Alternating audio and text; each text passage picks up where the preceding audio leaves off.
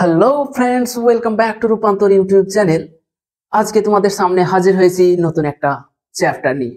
চ্যাপ্টারটা হলো তাপের ঘটনাসমূহ। এই চ্যাপ্টারটা নিয়ে কি আলোচনা করা হবে? আমরা দৈনন্দিন জীবনে যা যা দেখতে পাই এই চ্যাপ্টারে কিন্তু সেগুলো অনেকটাই আলোচনা করা হয়েছে। দেখো, চ্যাপ্টারটার নাম হচ্ছে তাপের ঘটনা। তার মানে যে কোনো বস্তুর উপর তাপ প্রয়োগ করা হলে কি ঘটে সেটাই হচ্ছে এই চ্যাপ্টারের মূল বিষয়বস্তু। এই চ্যাপ্টারটা আমি চ্যালেঞ্জ করছি, তোমাদের এক বিন্দু কোনো অসুবিধা থাকবে না। চ্যাপ্টারটা পুরো জলের মতো সহজ হয়ে যাবে। তো চলো শুরু করে দিই তাপের ঘটনা। তাপের ঘটনা, দেখো প্রথমেই নামটা নিয়ে আমরা আলোচনা করি যে চ্যাপ্টারটার নাম তাপের ঘটনাই কেন দেওয়া হলো। মানে হচ্ছে যে কোনো বস্তুর উপর তাপ প্রয়োগ করা হলে কি কি ঘটে, সে বস্তুটা কঠিন বস্তু হোক, তরল বস্তু হোক বা গ্যাসীয় বস্তু হোক, যা কিছুই হোক না কেন, সেখানে তাপ প্রয়োগ করা হলে কি ঘটতে পারে এবং কি ঘটে সেগুলো নিয়ে আলোচনা করা হবে এই চ্যাপ্টারে। তাই এই চ্যাপ্টারের নাম দেওয়া হয়েছে তাপের ঘটনা। তাহলে এক কথায় বলতে গেলে কোন বস্তুর উপর তাপের প্রভাব কি সেটাই এই চ্যাপ্টারে আমরা আলোচনা করব। তো সরাসরি চলে যাচ্ছি আমরা চ্যাপ্টারের টপিকে। তো দেখো, প্রথমে আমরা যে টপিকটা নিয়ে আলোচনা করব সেটা হচ্ছে তাপীয় প্রসারণ। জিনিসটা কি তাপীয় প্রসারণ? তোমরা অনেকেই এই ধরনের ঘটনা দেখেছো। কোন বস্তুতে যদি তাপ দেওয়া হয় বা কোনো বস্তুর যদি উষ্ণতা বাড়ানো হয়, তাহলে সকল বস্তুরই কম বেশি প্রসারণ ঘটে। প্রসারণ মানে কি? বেড়ে যায়। এই যে ঘটনাটা, এটাকে বলা হয় বস্তুর তাপীয় প্রসারণ বা থার্মাল এক্সপেনশন। বোঝা গেল? তাহলে তাপীয় প্রসারণ হলো যে কোনো বস্তুতে তাপ প্রয়োগ করা হলে সব বস্তুরই কম বেশি প্রসারণ হয়। মানে সবার যে সমান প্রসারণ হবে বা সমান বৃদ্ধি পাবে এমনটা নয়। দেখবে যে কমার্শিয়ালে কি করা হয়, যে লোহাকে নিজের মতো আকৃতি দেওয়ার জন্য কি করা হয়, লোহাটাকে গরম, একেবারে লাল করে দেওয়া হয়, গরম করা হয়। ঠিক আছে, তার মানে হচ্ছে যে বস্তুর যদি উষ্ণতা বাড়ানো হয় তাহলে সেটা খুব সহজেই প্রসারিত হয়। তাহলে তাপীয় প্রসারণ জিনিসটা কি? তাপ প্রয়োগে কোনো বস্তুর যে প্রসারণ ঘটে সেই ধর্মটাকে বলা হয় বস্তুর তাপীয় প্রসারণ। দেখো উদাহরণ যদি একটা দিই, যে সসপ্যানে দুধ নিয়ে সেটাকে যদি গরম করা হয় তাহলে একটু পরেই দেখবে যে কি হয়, দুধগুলো উপরে উপচে উপচে পড়ছে। তার মানে হচ্ছে যখন দুধে তাপ প্রয়োগ করা হয়েছে তখন দুধের প্রসারণ ঘটেছে। এই যে প্রসারণটা, এটাকে বলা হয় তরলে তাপীয় প্রসারণ। সরি। তারপরে দেখবে যে গ্যাস অনেক সময় সাইকেলের টায়ার বলো গ্রীষ্মকালে ফেটে যায়। তার কারণ হচ্ছে যে যখন গ্যাসের উষ্ণতা বাড়ে তখন গ্যাসগুলো আয়তনে প্রসারিত হয়। এটা হলো গ্যাসের তাপীয় প্রসারণ। আবার কঠিন লোহা বলো, তামা বলো, স্টিল বলো, এদেরও কি হয়, তাপ প্রয়োগের ফলে এরা দৈর্ঘ্যে বা আকারে, এক কথায় বলতে গেলে আকারে প্রসারিত হয়। এই ঘটনাটাকেই এক কথায় বলা হয়ে থাকে বস্তুর তাপীয় প্রসারণ। তাহলে বস্তুর তাপীয় প্রসারণ কি? তাপ প্রয়োগের ফলে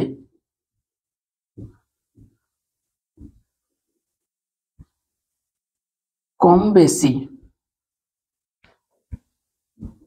সকল বস্তুরই প্রসারণ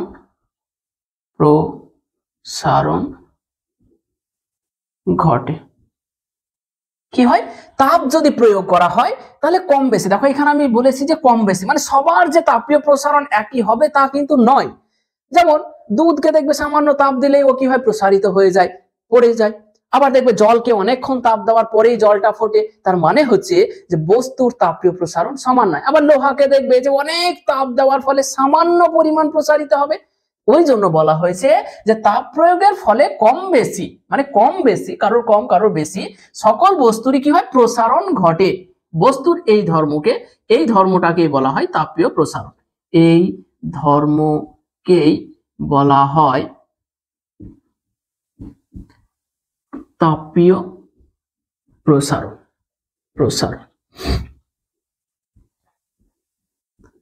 তাপীয় প্রসারণ বলা হয়। ঠিক আছে, তাহলে এইটা গেল যে তাপীয় প্রসারণ জিনিস কি, যে তাপ প্রয়োগের ফলে কম বেশি সকল বস্তুরই কি হয়, প্রসারণ ঘটে। এই ধর্মটাকে তাপীয় প্রসারণ বলা হয় এক কথা। এরপরে আমরা চলে আসবো যে সকল বস্তুর কি তাপীয় প্রসারণ সমান? না, সকল বস্তুর তাপীয় প্রসারণ সমান নয়। গ্যাসীয় পদার্থের তাপীয় প্রসারণ সবচাইতে বেশি, কঠিন পদার্থের তাপীয় প্রসারণ সব থেকে কম। তরল পদার্থের তাপীয় প্রসারণ কঠিন এবং গ্যাস এই দুইয়ের মাঝামাঝি। তাহলে আমরা কি লিখব? সকল পদার্থের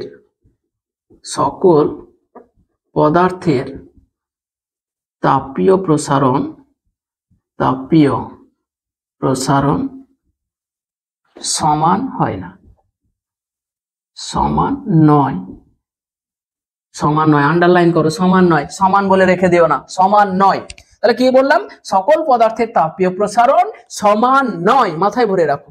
তারপরে দেখো এখানে আমরা একটা স্টার দিয়ে একটা জিনিস বলবো যে গ্যাসীয় পদার্থের তাপীয় প্রসারণ সব থেকে বেশি।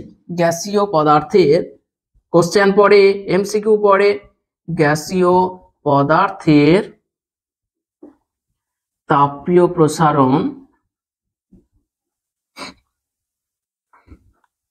প্রসারণ কি সব থেকে বেশি হয়। কি হয়? গ্যাসীয় পদার্থের তাপীয় প্রসারণ সব থেকে বেশি, আন্ডারলাইন করে রাখো। কার? তাহলে তাপীয় প্রসারণ সব থেকে বেশি, গ্যাসীয় পদার্থের তাপীয় প্রসারণ সব থেকে বেশি। তারপরে তাহলে তাপীয় প্রসারণ সব থেকে কম কার?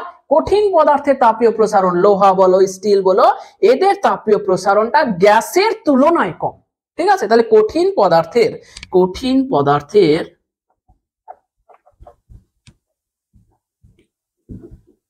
তাপীয় প্রসারণ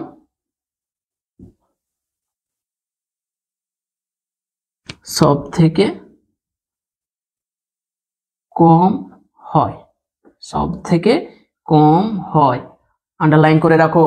এখানে কোশ্চেন পড়ে যে তিনটে অপশন দিল, কঠিন পদার্থ, তরল পদার্থ, গ্যাসীয় পদার্থ, দিয়ে বললো যে কার তাপীয় প্রসারণ সব থেকে কম। তাহলে কঠিন পদার্থের তাপীয় প্রসারণ সব থেকে কম হয়। এরপরে তাহলে কার মাঝামাঝি? যে তরলের তাপীয় প্রসারণ, তরল পদার্থের তাপীয় প্রসারণ কঠিন ও গ্যাসের মাঝামাঝি। কঠিন ও গ্যাসীয় পদার্থের প্রসারণের মাঝামাঝি। বোঝা গেল এই তিনটে পয়েন্ট। এরপরে আমরা চলে আসব এই জিনিসটাকে আমরা একটু কায়দা করে লিখবো। সেটা হচ্ছে, দেখো মুছে দিচ্ছি, তোমরা লিখে নাও।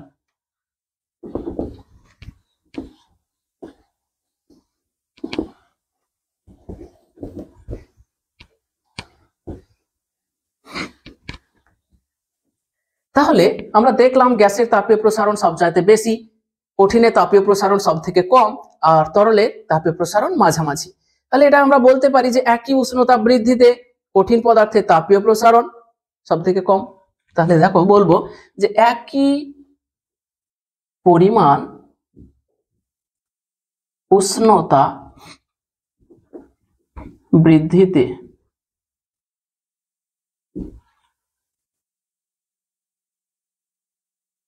গ্যাসীয় পদার্থের তাপীয় প্রসারণ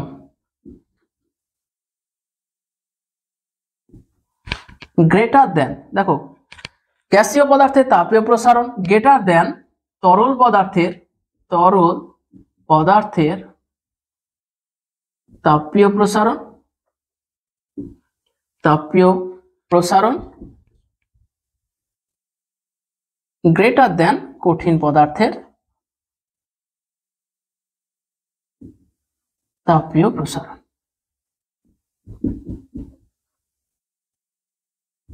বোঝা গেল? খুব ইম্পর্টেন্ট। দেখো আমরা এতক্ষণ পর্যন্ত তিনটে পয়েন্ট দিয়ে লিখেছিলাম, এটা একটা পয়েন্টে কি করলাম যে তিনটে ধরো তিন রকম পদার্থ নিয়েছো, কঠিন পদার্থ নিয়েছো, তরল পদার্থ নিয়েছো, গ্যাস নিয়েছো, দিয়ে সবার কি করলে একই পরিমাণ উষ্ণতা বাড়ালে, সবার একই পরিমাণ উষ্ণতা বাড়ালে, তাহলে কার প্রসারণ সবচাইতে বেশি হবে? বলছে গ্যাসীয় পদার্থের তাপীয় প্রসারণ গ্রেটার দেন তরল পদার্থের তাপীয় প্রসারণ গ্রেটার দেন কঠিন পদার্থের তাপীয় প্রসারণ। মানে গ্যাসের তাপীয় প্রসারণ সবচাইতে বেশি হবে, তারপরে তরলের হবে, তারপর কঠিন পদার্থের হবে। এই গেল প্রসারণ, প্রসারণ, তাপীয় প্রসারণ।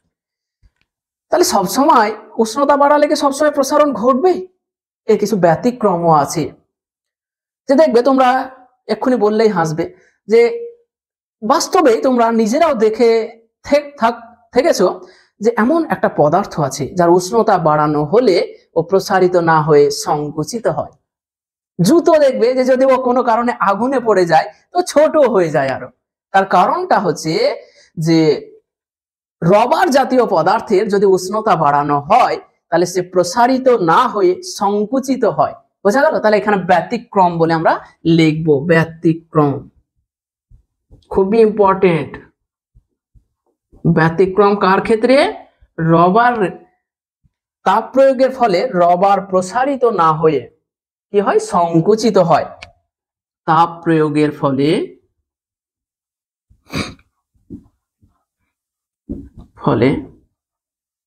রবার জাতীয় বস্তুর প্রসারণ না ঘটে সংকোচন ঘটে। তাপীয় সংকোচন না ঘটে, তাপীয় সংকোচন ঘটে। তাপীয় সংকোচন। বোঝা গেল? তাহলে এখান থেকে একটা ইম্পর্টেন্ট এমসিকিউ পড়ে যে উষ্ণতা বৃদ্ধিতে কার তাপীয় সংকোচন দেখা যায়। তাহলে তাপ প্রয়োগের ফলে রবার জাতীয় পদার্থ, রবার জাতীয় বস্তুর প্রসারণ না ঘটে, কি ঘটে? প্রসারণ না ঘটে, তাপীয় সংকোচন ঘটে। এটাকে তাপীয় সংকোচন ঘটে, এটাকে আন্ডারলাইন করে রাখো। আর একটা উদাহরণ, তাহলে এটা তোমরা যদি না দেখেছো তাহলে নিজের একটা জুতোকে উনুনে ফেলে দেখো যে এ প্রসারিত হচ্ছে নাকি সংকুচিত হচ্ছে, সংকোচন ঘটবে। ঠিক আছে? এরপরে আরেকটা ব্যতিক্রম ঘটনা, হয়তো তোমরা এটা অবজার্ভ করোনি কিন্তু চাইলে করতে পারো। জলের উষ্ণতা, জলের উষ্ণতা যদি বাড়াতে থাকো তাহলে কি হওয়া উচিত? ওর আয়তন প্রসারিত হওয়া উচিত। হ্যাঁ, প্রসারিত হয়, কিন্তু একটা জায়গায় এর ব্যতিক্রম ঘটে। জলের উষ্ণতা, ধরো এখানে জল আছে, জল আছে এই পাত্রটাতে, জলের উষ্ণতা যদি 0 ডিগ্রি সেলসিয়াস থেকে তুমি বাড়াও, 0 degree Celsius, 1 degree Celsius, 2 degree Celsius, 3 degree Celsius, এরকম করে যদি বাড়াও তাহলে 1 থেকে 4 ডিগ্রি সেলসিয়াস পর্যন্ত উষ্ণতা বাড়ানো হলে জলের প্রসারণ না ঘটে সংকোচন ঘটে। মানে জলের আয়তন না বেড়ে আয়তন কমে। এরপরে তুমি যদি 4 ডিগ্রির পরে বাড়াও, 4 ডিগ্রি থেকে 5 ডিগ্রি করো, তখন দেখা যাবে জলের আয়তন বাড়ছে। মানে 0 থেকে 4 ডিগ্রি সেলসিয়াস পর্যন্ত জলের উষ্ণতা বাড়ানো হলে আয়তন প্রসারণ ঘটে না, আয়তন কি হয়? কমে যায়। আর 4 ডিগ্রি সেলসিয়াস থেকে তুমি উপরে যত খুশি বাড়াও তখন কি হবে? উষ্ণতার সাথে সাথে তার আয়তনটা বাড়তে থাকে। তার মানে হচ্ছে জলের প্রসারণটা হচ্ছে একটা ব্যতিক্রম প্রসারণ। একটা এমসিকিউ পড়ে, নিচের কোন পদার্থের ক্ষেত্রে ব্যতিক্রম প্রসারণ দেখা যায়? তাহলে কার? জলের ক্ষেত্রে দেখা যায়। তাহলে আরেকটা, তাহলে এটা আমাদের ব্যতিক্রম ঘটনা একটা গেল। আরেকটা ব্যতিক্রম ঘটনা, জলের উষ্ণতা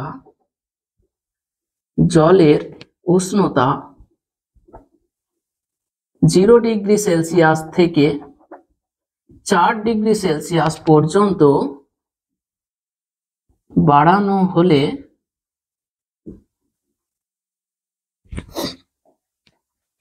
জলের আয়তন কমতে থাকে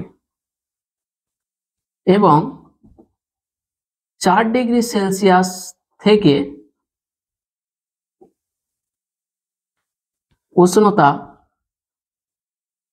উষ্ণতা আরো বাড়ানো হলে আয়তন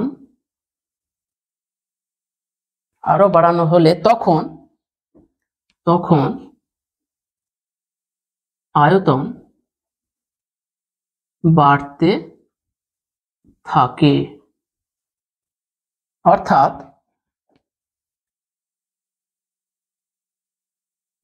জলের প্রসারণ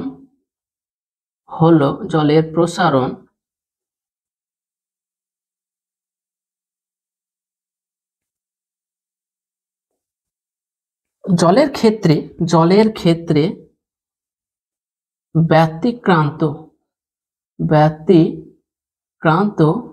প্রসারণ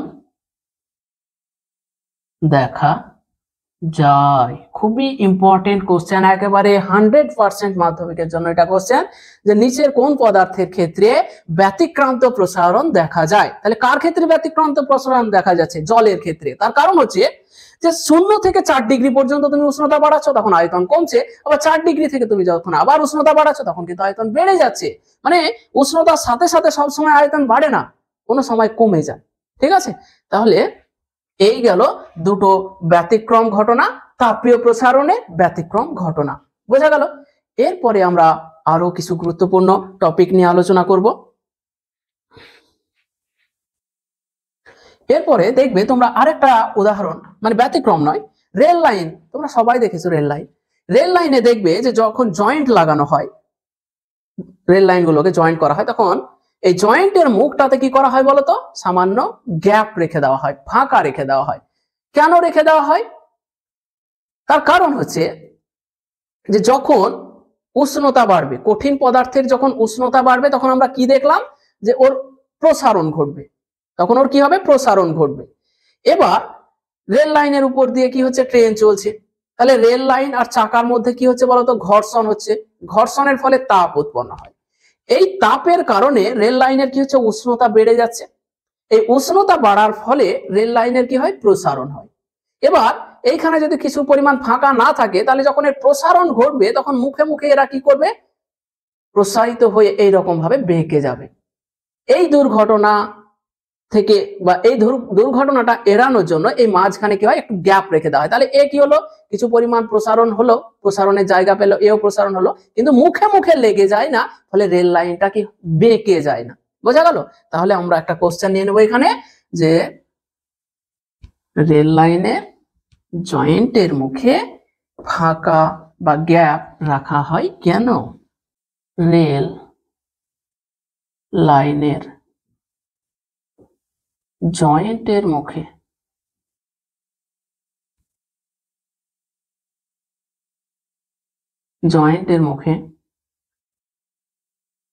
ফাঁকা মানে অ্যাকচুয়ালি গ্যাপ রাখা হয় কেন? খুবই ইম্পর্টেন্ট মাধ্যমিকের জন্য। তাহলে রেল লাইনের জয়েন্টের মুখে ফাঁকা বা গ্যাপ রাখা হয় কেন? দেখো, তাহলে এটা আমরা একটু ছবিটা দিয়ে বোঝানোর চেষ্টা করি। ধরো এটা একটা লাইনগুলো তো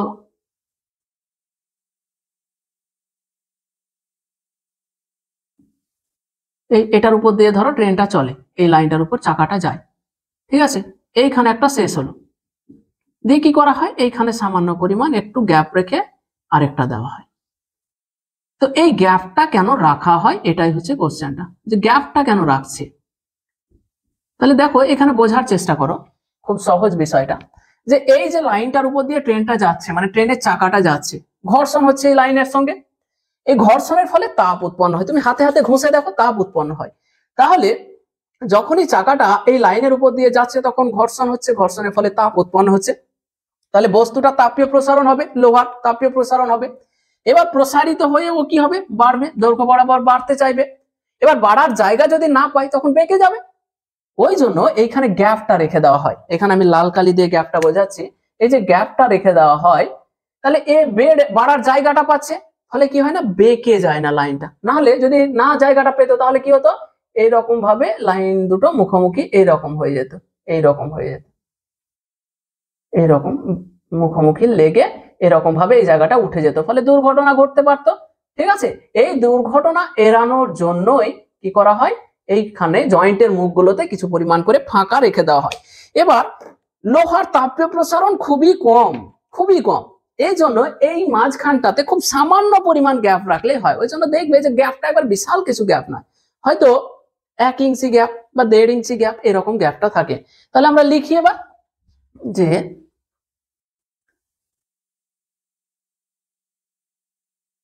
রেল লাইনের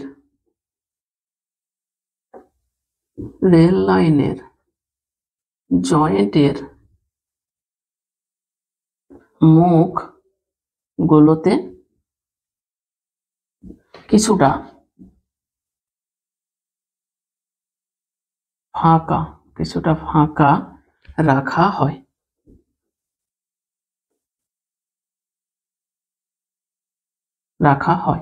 কারণটা আমরা কারণটাই তো লিখবো, তাহলে ফাঁকা রাখা হয় কারণ, তাহলে আমরা কারণ এবার লিখবো।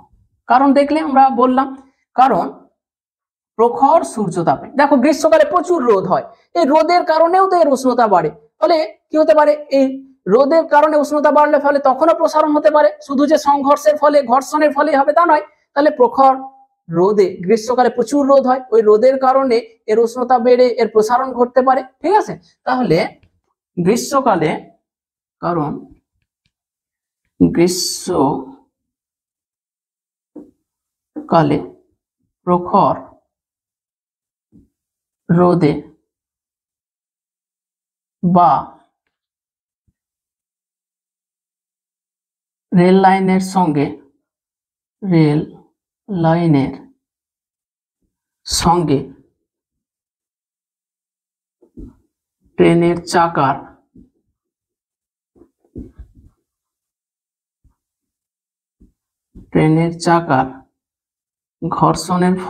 ট্রেনের চাকার ঘর্ষণের ফলে রেল লাইনের ঘর্ষণের ফলে তাপ উৎপন্ন হয়, এর ফলে রেল লাইনের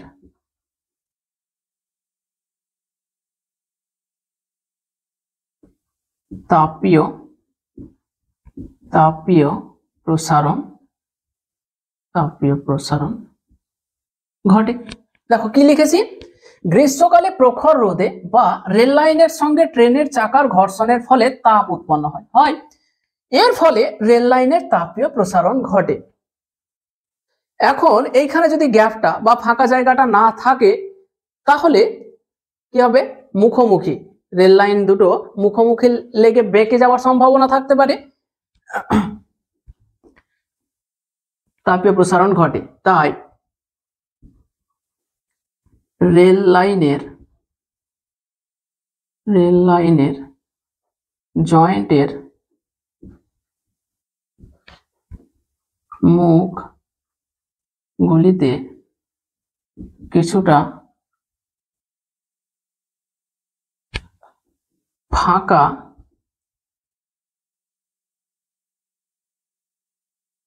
না থাকলে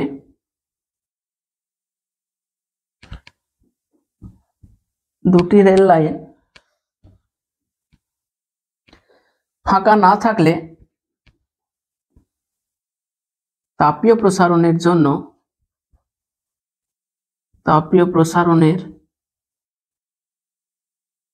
জন্য দুটি লাইন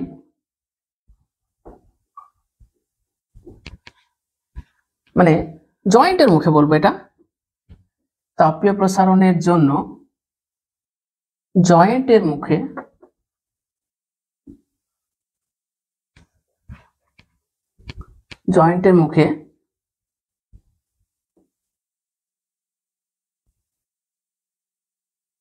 লাইন দুটি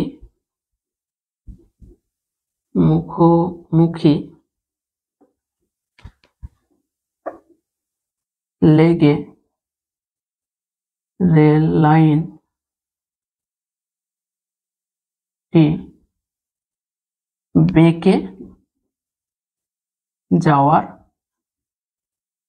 বেঁকে যাওয়ার সম্ভাবনা থাকে এবং বিপদ ঘটতে পারে। এই হলো অ্যান্সার। কি বলছে দেখো, গ্রীষ্মকালে প্রখর রোদে বা রেল লাইনের সঙ্গে ট্রেনের চাকার ঘর্ষণের ফলে তাপ উৎপন্ন হয়। এর ফলে রেল লাইনে তাপীয় প্রসারণ ঘটে। তাই রেল লাইনের জয়েন্টের মুখগুলিতে কিছুটা ফাঁকা না থাকলে তাপীয় প্রসারণের জন্য জয়েন্টের মুখে লাইন দুটি মুখোমুখি লেগে রেল লাইনটি বেঁকে যাওয়ার সম্ভাবনা থাকে এবং বিপদ ঘটতে পারে। এই জন্য কিন্তু কিছুটা ফাঁকা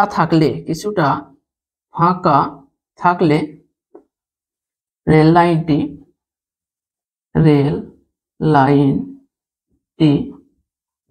বেঁকে যাওয়ার ভয় থাকে না, ভয়টা থাকলো না।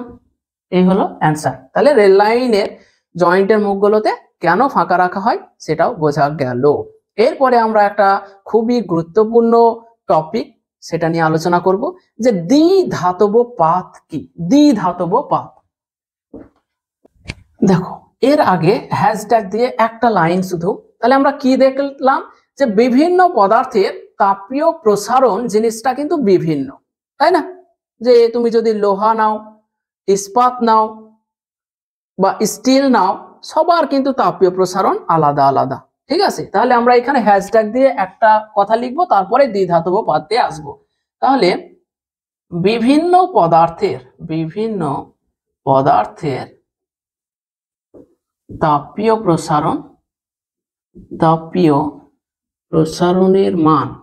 প্রসারণের মান বিভিন্ন।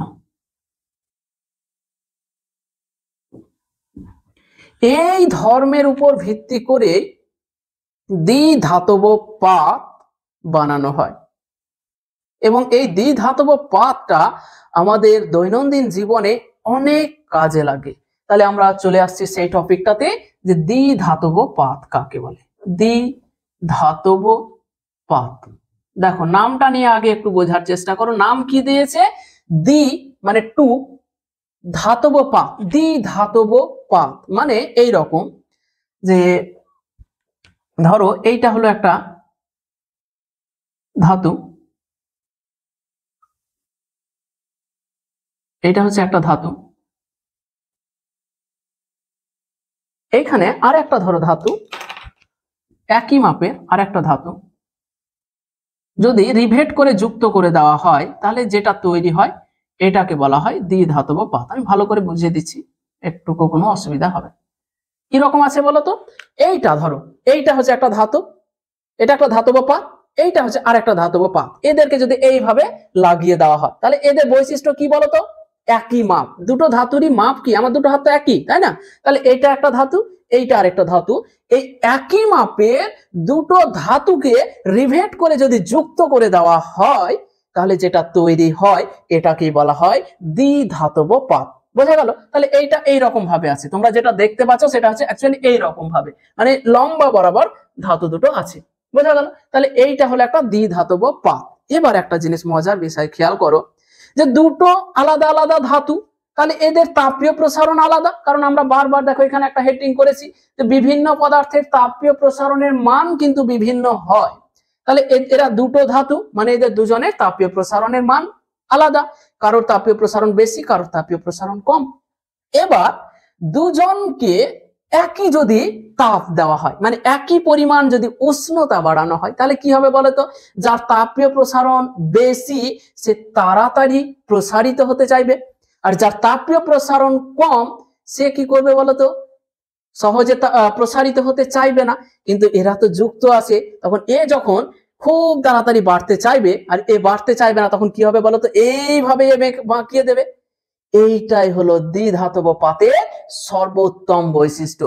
এই বৈশিষ্ট্যটার জন্যই আমাদের দৈনন্দিন জীবনে অনেক কাজে এই দ্বিধাতব পাতকে ব্যবহার করা হয়। যেমন থার্মোস্ট্যাট বা অটোমেটিক সুইচ হিসাবে ব্যবহার করা হয়।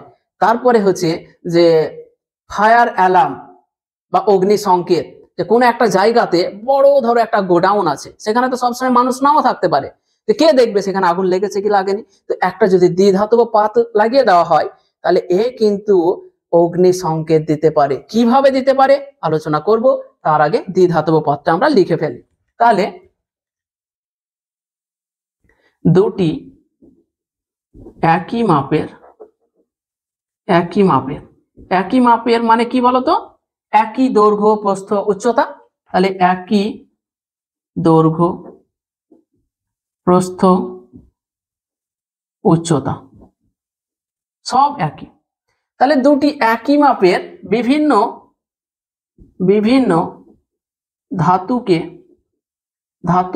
ধাতুর পাতকে রিভেট করে যুক্ত করা হলে তাকে কি বলা হয়, দ্বিধাতব পাত বলা হয়। ঠিক আছে, দ্বিধাতব পাত। তাহলে এই দ্বিধাতব পাতের যদি আমরা উষ্ণতা, দুটো আলাদা আলাদা ধাতু আছে, এই দুজনকে যদি একই উষ্ণতা বাড়ানো হয়, তাহলে কেউ বেশি প্রসারিত হবে, কেউ কম প্রসারিত হবে। যে প্রসারিত হবে তখন কি করবে, অপরজনকে সে বাঁকিয়ে নিয়ে প্রসারিত হবে। তাহলে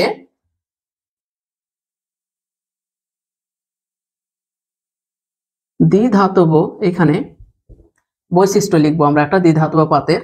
দ্বিধাতব পাতের উষ্ণতা বাড়ানো হলে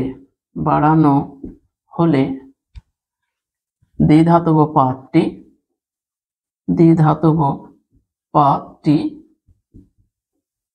বেঁকে যায়। কি হয়, বেঁকে যায়, মানে এইরকম ঘটনাটা ঘটে। তোমরা এই ছবিটা আঁকবে, তারপরে কিন্তু আমি যে ছবিটা আঁকছি সেটা আঁকবে, এইরকম হয়ে যায়।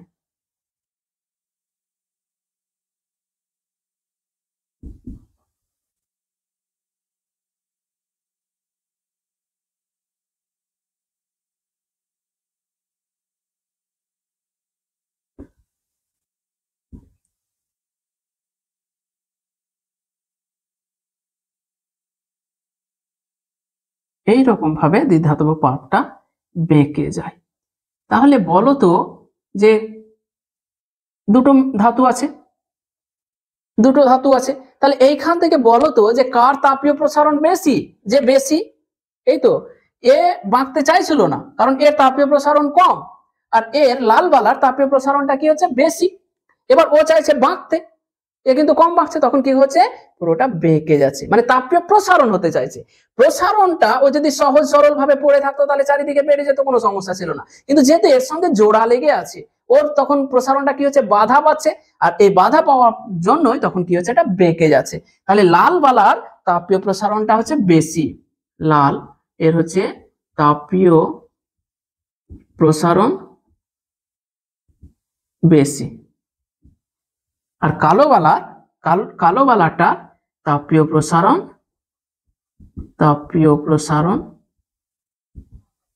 কম।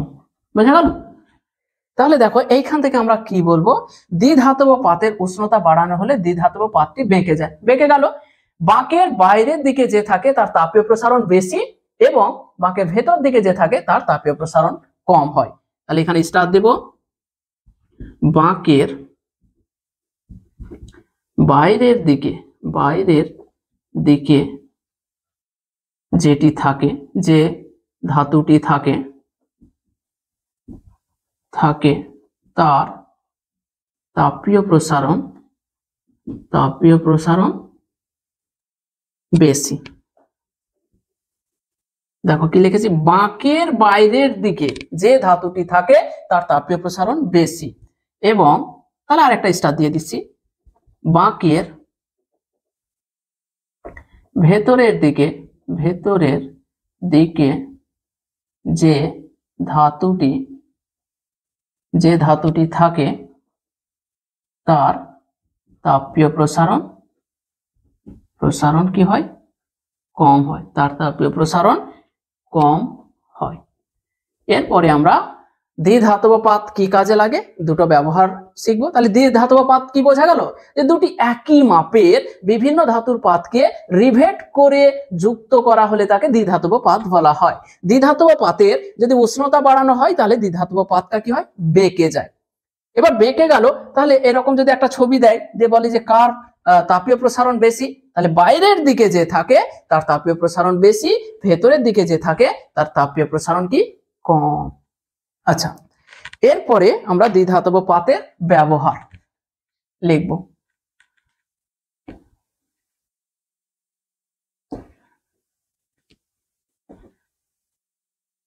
দ্বিধাতব পাতের ব্যবহার।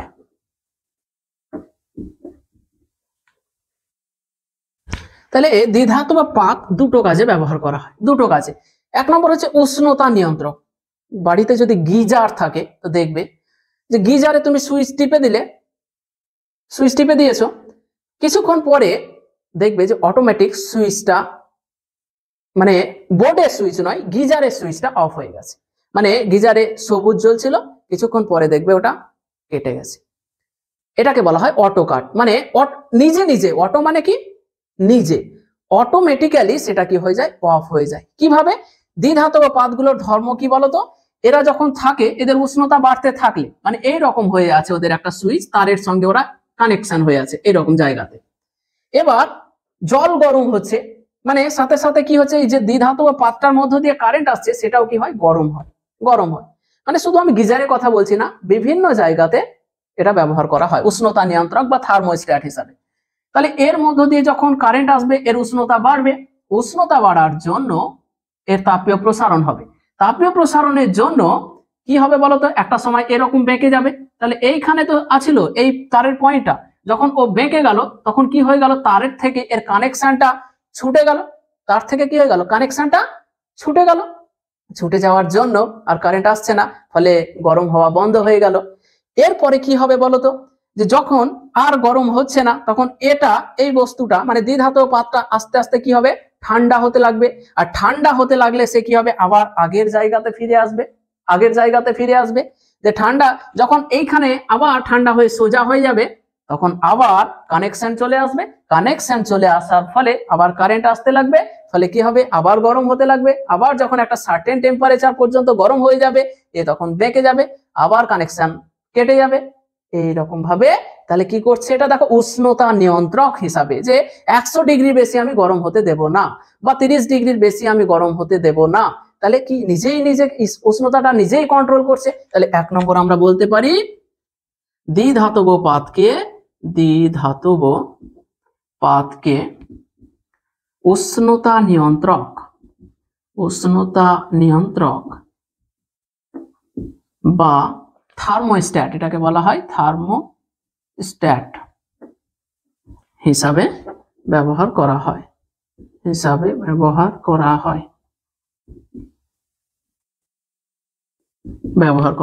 2 নম্বর একটা ব্যবহার, যে অগ্নি সংকেত বা ফায়ার অ্যালার্ম হিসাবে ইউজ করা হয়। সেটাও একইভাবে ইউজ করা হয়।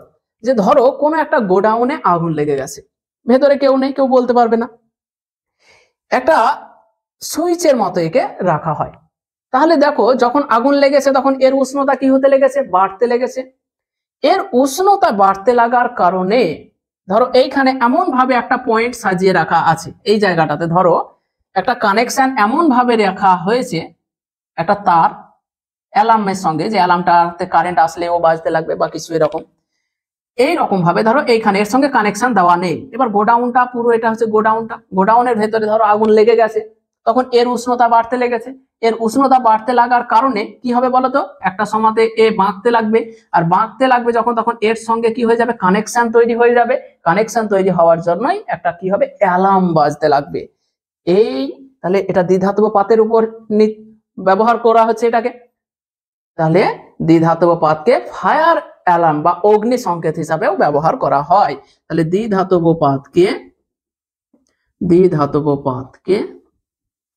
ফায়ার অগ্নি সংকেত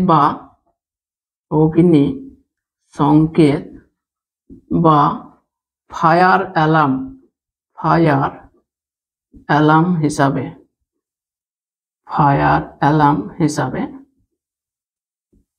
ব্যবহার করা হয়।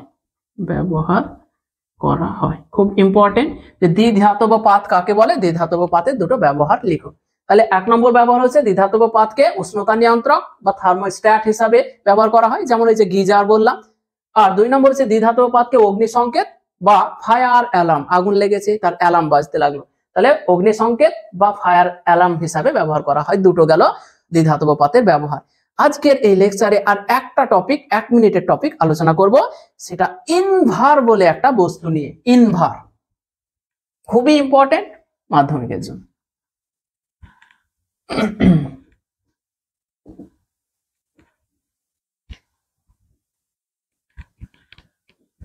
ইনভার কি, সেটাই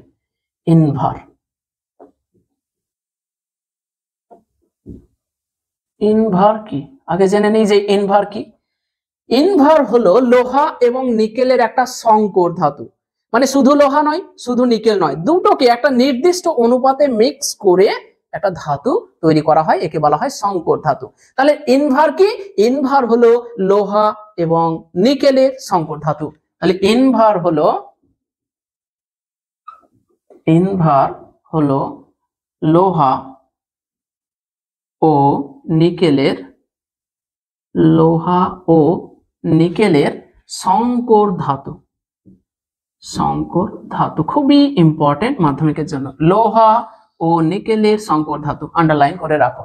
তাহলে একে কেন নিলাম, কি এমন আছে, খুবই একটা ইম্পর্টেন্ট এর বৈশিষ্ট্য আছে, সেটা হলো ইনভার এমন একটা বস্তু, এর উষ্ণতা বাড়ানো হলে কোনো তাপীয় প্রসারণ ঘটে না বা তাপীয় সংকোচনও ঘটে না। তাহলে এর সুবিধা নেই। ধরো এমন একটা তুমি যন্ত্র নিয়ে বানাতে চাইছো, যেটা দিন রাত রোদে পড়ে থাকবে, তাহলে রোদে পড়ে থাকার কারণে ওর যদি বেঁকে যায় বা দৈর্ঘ্যে প্রসারণ হয়, তাহলে মেশিনটা খারাপ হয়ে যেতে পারে। তখন কি হয়, এই রকম জাতীয় পদার্থ দরকার পড়ে। তাহলে ইনভারের তাপীয় প্রসারণ বা সংকোচন প্রায় শূন্য।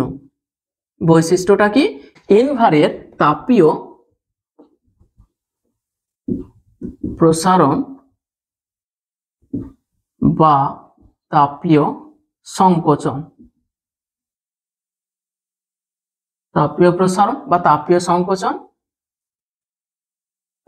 খুবই নগণ্য। ইম্পর্টেন্ট কোশ্চেনটা কি পড়ে, যে তোমাকে 4টে পদার্থ দিয়ে দেবে, দিয়ে বলবে কোন পদার্থের তাপীয় প্রসারণ শূন্য। তাহলে খুবই নগণ্য মানে শূন্যের কাছাকাছি।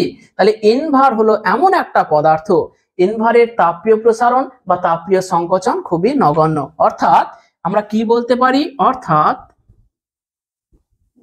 উষ্ণতার সাথে ইনভারের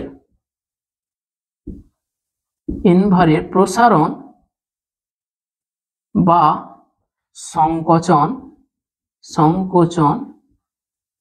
বা সংকোচন প্রায় ঘটে না। বোঝা গেল? মানে ওকে তুমি গরম করে যাও, ওর কোনো প্রসারণ ঘটবে না, ওকে ঠান্ডা করে যাও, কোনো সংকোচনও ঘটবে না। এইটাই হলো ইনভারের একটা স্পেশাল বৈশিষ্ট্য, এটা খুবই ইম্পর্টেন্ট মাধ্যমিকের জন্য। তো এই হলো আমাদের আজকের লেকচারের বিষয়বস্তু। অবশ্যই কমেন্ট করে জানাও ভিডিওটা কেমন লাগলো, আর যদি কোনো অসুবিধা হয় সেটাও জানাও, আমরা কিন্তু সমাধান করে দেব। আর যদি উপকারে লেগে থাকে, যদি এই লেকচারটা তোমাদের উপকারে আসবে বলে মনে হয়, তাহলে অবশ্যই বন্ধুদেরকে শেয়ার করতে কিন্তু ভুলবে না।